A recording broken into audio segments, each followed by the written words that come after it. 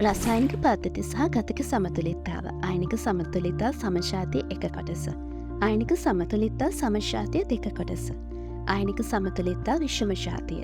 කලාප සමතුලිතා සමශාතිය ද්‍රවද්‍රව සමතුලිතාව. කලාප සමතුලිතා විෂමශාතිය ද්‍රවවාල් සමතුලිතාව.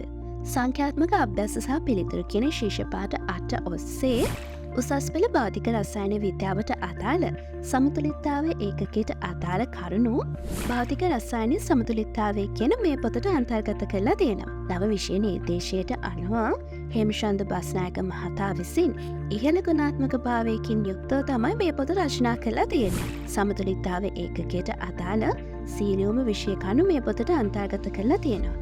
ඒ වගේම ප්‍රාගික පරීක්ෂණ පිළිබඳ සියලුම විස්තරත් සිසුන්ගේ දැනුම හා ගැටලු විසඳීමේ කුසලතා වර්ධනය කර ගැනීම සඳහා සුදුසු අභ්‍යාස විශාල ප්‍රමාණයකුත් මේ පොතට අන්තර්ගත කළ තිබීම විශේෂත්වයක්. අප සුසස් පෙළ භෞතික රසායන විෂය නීතිේශයට ඇතුළත් නොවන සුළු කොටස් කීපයකුත් අන්තර්ගත මේ පොත රසායන විද්‍යා වර්ග කළ බහුවර්ණ ප්‍රශ්න සමතුලිතාවය කියන පොත සමග සමගාමීව පරිශීලනය කරන්න පුළුවන් පොතක්. පිටු 360කින් යුක්ත සමතුලිතාවය පිළිබඳ ඔයාට පුළුල් දැනුමක් ලබා ගන්න පුළුවන් පොතක් විදිහට මේ පොත හඳුන්වලා දෙන්න පුළුවන්.